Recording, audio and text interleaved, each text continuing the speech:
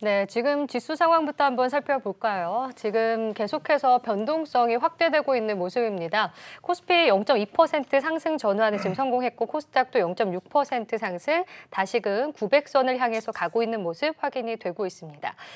특징적인 종목은 오늘 세 개로 좀 묶을 수가 있겠죠. 지금 원전 테마부터 한번 살펴볼까요? 지금 이 정책 관련주로 부각이 되면서 오늘 보성 파워텍이 지금 두 자릿수 급등이 나오고 있는 상황이고요. 뭐 한전 기술이라든지 이런 종목들 오전에 비해선 탄력이 조금 떨어지긴 했지만 상승세 나타내고 있습니다. 그리고 지금 진단키트 관련주들도 한번 살펴보면요. 역시나 코로나 확진자 수가 지금 13,000명을 넘어섰기 때문에 확실히 영향을 주고 있습니다.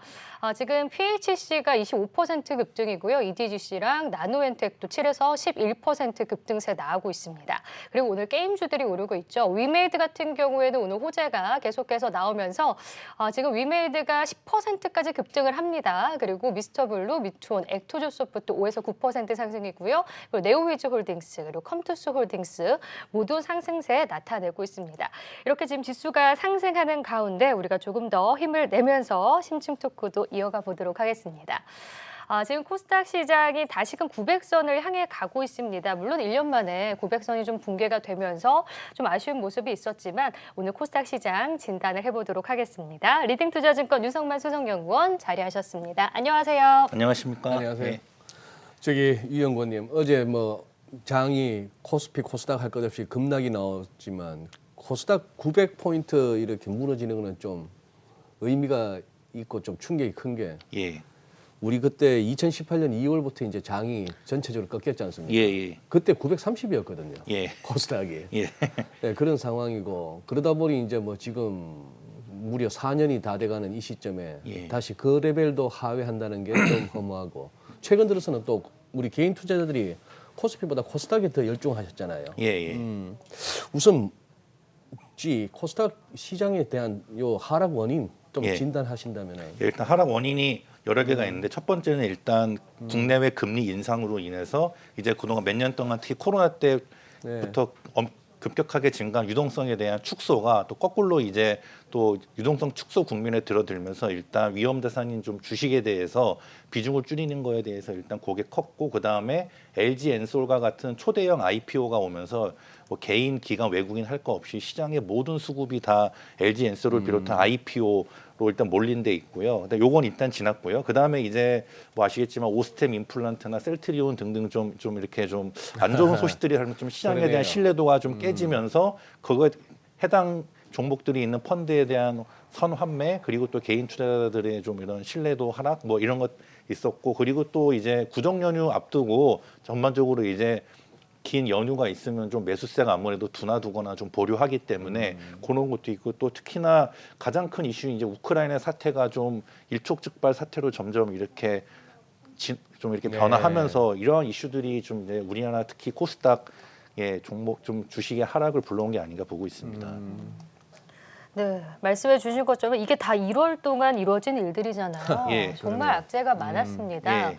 그리고 시장이 빠질 수밖에 없는 이유를 계속해서 이제 말씀해 주셨는데 사실 외국인이 정말 들어오지 않고 있습니다. 예. 뭐 코스닥 시장도 그렇고 코스피 시장도 그렇지만 위험 회피 심리가 코스닥 쪽에서 더 많이 왔다라는 생각이 들거든요. 예. 어떻게 보셨나요? 예, 그러니까 일단 그 외국인이 일단 발을 빼는 이유가 일단 뭐 말씀드렸다시피 글로벌 유동성 축소도 있어 그러다 보면 아무래도 이런 이머징보다는 좀 선진국을 선호하기 때문에 특히나 뭐 미국을 비롯한 해외 증시 쪽을 좀 더 선호하는 게 있고 있고요. 그 다음에 또 최근에 환율이 오르는 추세 아닙니까? 네. 상대적 워낙 그 말은 워낙 약세인데 그러다 보니까 아무래도 국내 증시의 상대적 매력도가 좀 하락한 면도 있습니다. 거기에 또 아까 말씀드린 오스템 임플란트와 같은 좀 국내 코스닥 초대형주에 대한 좀 이런 그 신뢰도 하락도 일단 특히 외국인들은 그런 면을 이런 그 가버넌스 이슈를 상당히 중요시 여기기 때문에 그런 것도 있고 또 미국 FOMC 앞두고 이제 좀 이런 리스크 관리 차원도 있고 또 역시나 이제 우크라이나 사태 때문에 전반적인 위험 자산에서 안전 자산을 이동하면서 주식뿐만 아니라 코인 시장도 최근에 급락이 왔지 않습니까? 네. 그러다 보니까 또 주식에서도 아무래도 대형주 위주인 우량주 위주인 코스피보다는 중소형주 위주인 코스닥의 상대적 조정폭이 더 큰 것으로 일단 보입니다. 지금 뭐 코인도 말씀하셨지만 듣다 보니까 얼핏 드는 생각이 작년 하반기 접어들면서부터 월가에게 기관 투자자들, IB들 막 그 코인 시장에 뛰어들었다는 얘기가 예. 들렸는데 그들이 지금 뭐 한 6만 4천 갔던 게 지금 3만 4천까지 오는 이 장에서 넉넉히 지금 손실 보고 있을 거라는 생각은 잘 안 들고 예. 결국 그들이 또 위에서 또 털어먹은 거 아닌가 싶은 생각도 듭니다. 예, 그래서 일단 뭐 코인 시장의 하락이 일단 최근에 급했는데 네. 특히 우리나라 개인 투자자분들이 예. 주식 하시는 분들이 코인도 같이 하시는 같이 분들이 상당히 많이 많습니다. 하시더라고요. 네. 그래서 뭐 주말에 같은 경우는 또 코인이 하락하니까 그 주식 시장 말고도 손실을 또 많이 입으시는데 그러다 보니까 이게 두 개가 동반 하락이 나오다 보니까 결국 코인 하락을 하게 되면 또 그것이 또 장중에는 또 주식을 또 팔아서 네. 메꿔야 되는 좀 이런 악순환이 계속 반복되는 게 아닌가 좀 해서 좀 최근에 아무래도 코인의 시세와 좀 이런 특히 중소형주 코스닥의 시세가 많이 좀 연동되는 모습 특히 개인 투자자분들은 그런 모습이 좀 강하게 나타나고 있습니다. 그래서 그런 게 좀 예. 최근에 좀 더 이 코스닥의 좀 상대적인 그 큰 조정을 더 불러온 계기라고 또 보고 있습니다. 뭐 제일 지금 이제 뭐 명쾌한 어떤 시장에 힌트를 줄 수 있는 거는 FOMC 결과인데요, 그죠? 예, 예, 내일 새벽이면 알 수 있을 거고. 예. 근데 뭐 단기적으로는 다소 과매도 조짐도 보입니다. 예. 우리 유 의원님 보시기에 어떤 뭐 변곡점 시기는 아, 예. 변곡 시기는 네. 예, 그래서 일단 말씀하신 미국 FOMC는 이제 내일 결과가 나오니까요. 네. 그건 됐고 그 다음에 구정 연휴도 뭐 짧게는 이번 주까지, 길게는 다음 주도 이제 수요일까지 쉬고 목금 이틀만 영업일이니까 이제 뭐 길게는 다음 이제 2월 첫째 주까지라고 치면은 구정 연휴 관련된 것도 끝납니다. 그런데 저는 가장 지금 이 시장을 국내뿐만 아니라 글로벌 네. 증시를 누리는 가장 큰 건 우크라이나 사태입니다. 우크라이나 사태. 예, 그래서 빨리 우크라이나 사태가 뭐 그건 제가 어떠한 방식으로 어느 시점 해결지까지는 제가 예측할 수는 없지만 빨리 우크라이나 사태가 어떠한 방식으로든 결론이 나야지 이게 비로소 시장이 안정을 찾지 않겠나. 그러니까 주식 시장에서는 가장 큰 리스크가 바로 이 불확실성입니다. 그렇죠. 예, 그렇기 때문에 뭐 이제 그 FOMC랑 구정 연휴는 시간이 지나면 끝나게 되어 있는데 이 빨리 우크라이나 사태가 어떠한 방식으로든 이게 결론이 나야지 좀 글로벌 증시 및 국내 증시가 안정을 찾고 좀 다시 반등이 나올 수 있지 않나 보고 있습니다. 뭐 우크라이나 사태는 많은 분들이 뭐 말씀하시기를 중국 그렇게 공을 들였는 베이징 동계올림픽 그 끝날 때까지야 좀 참아주지 않겠느냐 예. 뭐 이런 얘기도 들립니다만 그건 어떻게 보면 시장 입장에서는 그 불확실성 갖다가 견뎌야 되는 시간이 더 길어진다는 얘기예요. 예, 맞습니다. 예, 그래서 오히려 저는 뭐 그냥 어떠한 방식으로든 어떠한 빨리 우크라이나 방식이든, 사태가 네. 빨리 종결이 나야지 비로소 좀 이제 작년 12월부터 지금 현재까지 엄청나게 큰 폭의 조정이 비로소 좀 이제 끝나지 않나 네. 좀 보고 있습니다. 예. 근데 일단 우리 시장이 오늘 변동성을 키우긴 하지만 반등을 주고 있습니다. 코스닥이 조금 더 반등폭을 키우고 있고요. 그러면 이게 단기 반등으로 봐야 되는 건지 아니면 하락세가 좀 진정됐다고 봐야 되는 건지 예. 이 부분이 중요할 것 같은데요. 그래서 일단 저 같은 경우는 이게 아직 좀 완전한 안정은 아니라고 보고 좀 최근에 너무 단기간 급락했기 때문에 좀 일시적인 좀 안정세라고 하지. 저 아까 말씀드린 대로 좀 우크라이나 사태 이런 게 완전히 해결돼야 비로소 좀 증시가 비로소 안정을 찾고 진정한 의미의 반등이 나올 거라고 저는 예측하고 있습니다. 네.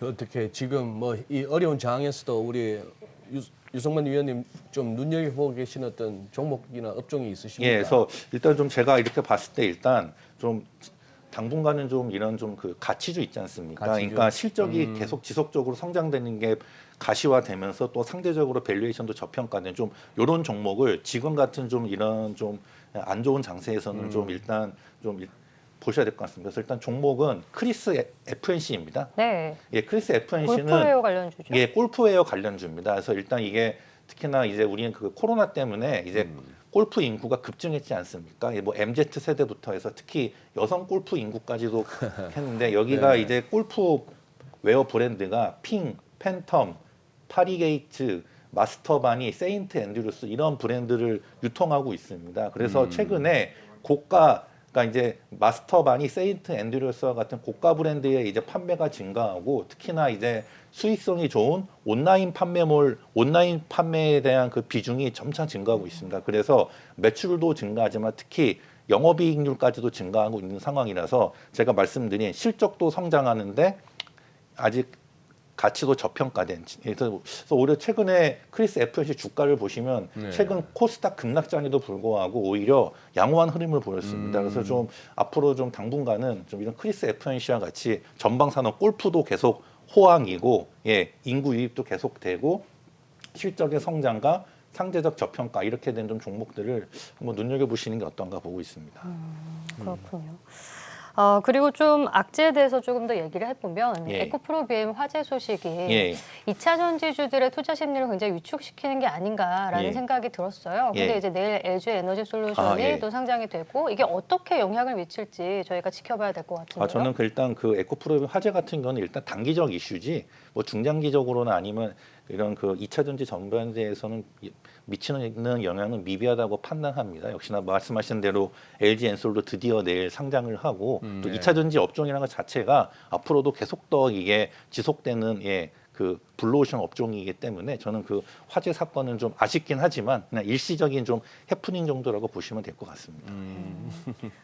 저기 좀 그건 이제 마무리할 때이긴 됐습니다만 최근에 하도 저 하이브 주가가 2달 만에 뭐 30% 넘게 빠져가지고 엔트주 쪽에 우리 위원님 견해 좀. 그래서 일단 엔터주가요 작년에 NFT랑 엮이면서 엄청나게 급등을 했습니다. 그런데 한때 작년 한 이제 그 코로나 한때 정상화됐을 때 생각보다 코로나가 빨리 끝나고 정상 활동이 가능하겠지 하면서 엔터주가 더더욱이 올라간 게 있었는데 오히려 최근에는 이제 좀 오히려 코로나가 지금 좀 생각보다 좀 심각하기 때문에 좀 그 작년 하반기에 기대했던 것보다는 코로나 정상화로 인한 엔터주의 오프라인 활동의 정상화가 좀 늦춰지다 보니까 좀 최근에 상대적으로 이 엔터주들의 좀 조정폭이 큰 거는 맞습니다. 그래서 그런데 말씀드렸다시피 엔터주는 어쨌든 올해 뭐 빠르게는 3월, 5월이 되면은 점점 이제 그 코로나 완화로 인해서 오프라인 활동, 이제 콘서트나 팬미팅이 재개될 가능성이 높고 또 이번 베이징 올림픽을 계기로 그동안 막혀있던 중국 시장도 다시 열릴 가능성이 높기 때문에 올해 엔터주는 그래도 좀 지금은 좀 조정폭이 크지만 역시나 올해 내년까지 지속적으로 성장하는 업종이기 때문에 오히려 좀 지금 같을 때가 좀 장이 안정됐을 때는 오히려 저가 매수 기회가 아닌가 보고 있습니다. 말씀 듣다 보니 참 작년에 참 NFT 열풍이 대단했는데 오늘 읽었던 뉴스 중에 눈에 들어오는 게 그 유튜브 CEO가 어쨌거나 크리에이터들을 갖다가 NFT로 수익 창출을 하겠다고 말은 하는데 뭘 어떻게 하겠다는 구체적인 내용이 없습니다. 그러니 일단 뭐 NFT를 갖다 붙이는 거는 최근까지는 뭐 유행인 것 같아요. 그래서 이제 작년까지는 처음이니까 그랬는데 이제 올해부터는 말씀하신 그래서 실제로 어떠한 비즈니스 모델로 눈에 보이는 가시적인 성과를 낼 수 있냐 이제 그거에 대한 옥석 가리기가 이제 시장에서 진행될 거라 보고 있습니다. 알겠습니다. 그럼 마지막으로 좀 흔들리고 있는 이 코스닥의 투자 전략을 좀 추격해서 말씀해 주시면요. 저는 일단 개인 투자분들에게 제가요 계속 나와서 하는 말씀인데 이럴 때일수록 신용 비중 관리를 잘 하셔야 됩니다. 그러니까는 이럴 때 물론 뭐 이런 장에 좀 생각보다 수익이 줄거나 손실 나는 거는 피하기가 쉽지 않은데 대신에 이 현금으로만 주식을 사거나 신용 비중을 과하게 쓰지 않으면 이런 하락장에서도 충분히 견뎌서 다시 장이 안정되고 반등될 때 회복 및 이익이 가능한데 너무 과한 신용 레버리지를 쓰시는 분들이 오히려 이런 장에 흔히 말한 반대 매매나 본의 아니게 손절하셔야 될 때 있거든요. 그래서 역시나 신용 비중 관리 일단 첫 번째 잘하시고 좀 당분간은 일단 조금 이게 장이 우크라이나 사태가 해결되기 전까지는 좀 이런 실적 성장, 저평가 이런 주 위주로 좀 접근을 하시라 이렇게 말씀드리고 싶습니다. 그리고 또 평소에 보셨는데 이 장만 이러지 않았으면은 정말 좋은 종목인데 있으면 했다가 장이 좀 안정되고 이제 우크라이나 사태 해결됐을 때 그 종목에 좀 조정 많이 종목에 대해서는 좀 적극적인 매수 기회로 한번 잘 노려보시면 좋은 결과 있지 않겠나 보고 있습니다. 신용 비중 관리 잘하라는 유 의원님 말씀에 저도 공감하고 많은 전문가분들이 그렇게 얘기하십니다만 제 주변을 보더라도 그거 일단 신용 쓰기 시작하면은 레버리지 안 쓰고 그냥 밑에서 못 하나 봐요. 어떻게 보면은 이거 애초에 발을 안 들이는 게 길게 봤을 때 시장에서 길게 갈 수 있는 어떤 방안이기도 한 것 같습니다. 리스크 관리가 정말 필요할 때인 것 같은데 오늘 말씀해주신 뭐 엔터주라든지 그리고 실적이 좋은 저평가주 크리에프 NC도 말씀을 해주셨으니까요. 크리스에프 NC도 저희가 지켜보도록 하겠습니다. 오늘 여기까지 듣겠습니다. 리딩투자증권 유성만 수석연구원과 함께했습니다. 고맙습니다. 감사합니다.